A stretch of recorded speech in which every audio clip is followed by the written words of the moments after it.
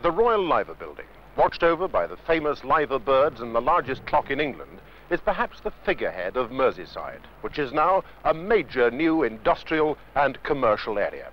Now, you could describe an area as complex as Merseyside, as having a population of 1.6 million, as the home of the finest football in Europe, or as just one of the most attractive centres for setting up a new commercial business venture.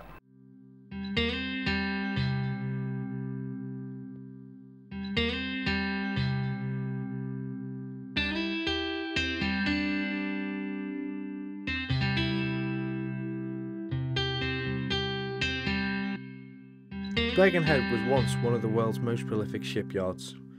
With the loss of its major industry, Birkenhead is on its knees.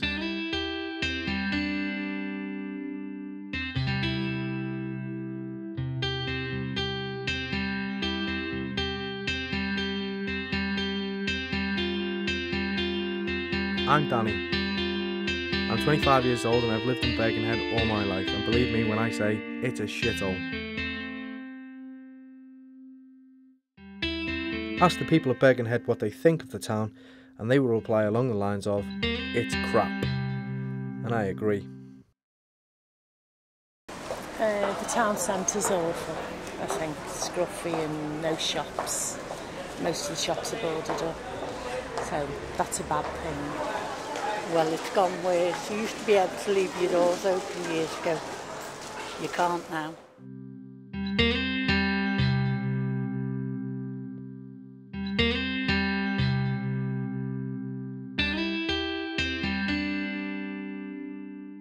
My friend Simon lived here for his whole life as well, but he got out at the first opportunity he had.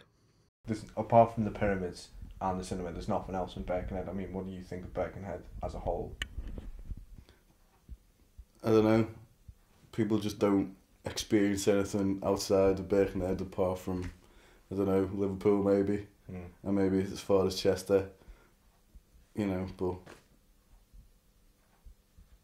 sometimes I think that a lot of people in Birkenhead are just happy to be in Birkenhead and not experience anything else outside of Birkenhead, and that's just not, I couldn't do that. You can't just spend your life living in just one place. Okay, what do people think of Birkenhead? Those who know about it, about the place, you know what I mean? What do you think people think of us? Well, like when, because my girlfriend's from Sheffield, Yeah. and when my girlfriend told her mum I was from Birkenhead, like I think one of the first things she said, and I quote, was something like, "That's rough," you know what I mean? So like, I'd imagine, maybe that's not like what everyone thinks, but that's what one person thought, however far away it is, about 60 miles away, like, oh.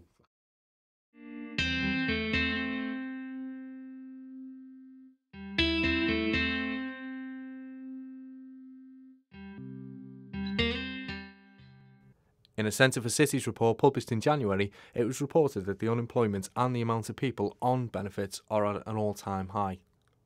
The report also claims that the budget cuts proposed by the government will cut people's benefits by £197 per person. I talked to the MP for Birkenhead, Frank Field, about his thoughts on the matter. There are different rankings of where Birkenhead comes, and on this one it's appalling, it's actually at the bottom, for the largest number of people on benefit. My hope is it doesn't actually get worse, but we've got these huge rounds of public expenditure cuts, and a lot of people are rightly angry and protesting, but they haven't actually really started yet. If the strategy works, and please God it does work, the government's embarked upon, because we're all going to go down the plug hole if it doesn't, then there will be a recovery. And even a strong recovery won't necessarily actually bring the most vulnerable areas up to, along with the others. There was that we had a model of economic growth. It was like the big steamships coming into port. They actually brought the driftwood in with them. It was an automatic movement.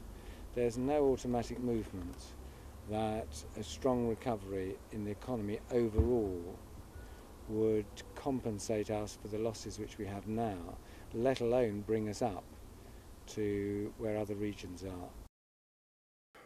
Tranmere Outreach Community Project, which provides necessary programmes for the community, has already lost its primary funding and is in danger of losing more of its funding under the proposed cuts. We deal with 12 schools in the area, and the schools are sending less young people now as their budgets have been cut, so that has a knock-on effect where we're concerned.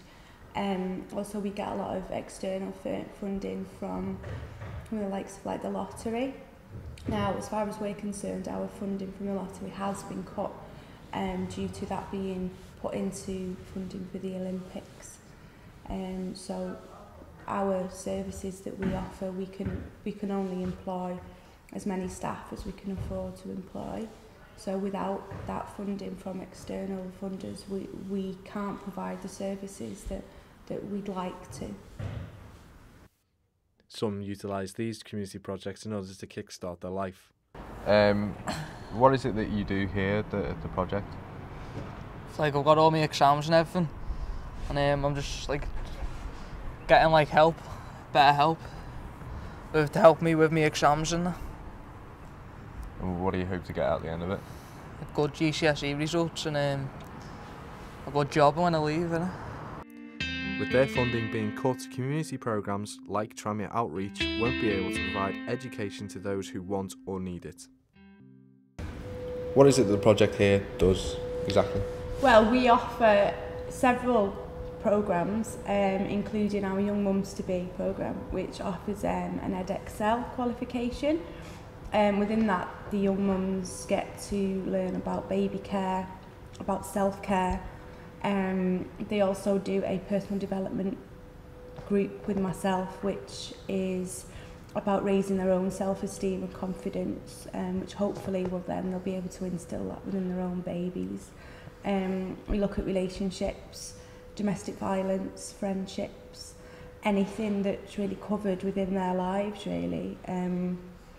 They do a lot of team building work, also communication skills, listening skills, social skills, stuff that they'll be able to develop and take into life as it happens. And then we have our alternative education, which is a programme that's offered to schools, secondary schools in the area, where young people who are excluded from school or are at risk of being excluded from school can come in and do a course that's really developing their own emotional literacy. We offer counselling, team building again, and also some national curriculum work. And hopefully within the time that they're here, we aim to reintegrate them back into school, having developed enough to be able to cope and have strategies around their behaviour. Others believe the only option is to gain their qualifications to leave Birkenhead. If I was to move, to be fair, it'd be to do my job, so it'd either be somewhere actual work related. So, in all honesty, it's never going to bring me back to Birkenhead, I don't think. I think working here is enough for me. Just working here is okay. In the last few years, announcements and permission has been given to a new project on Birkenhead's waterfront. With office space, hotels, bars and restaurants, it has everything needed to turn the town around. It's at the moment the only big show in town, and it could bring forward the sort of jobs that it's brought forward in Salford.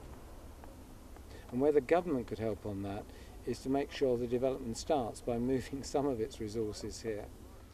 However, with it taking around 30 years to complete and an estimated £4.5 billion being invested in the project, some would argue that the money would be better spent on those who need it most in the here and now.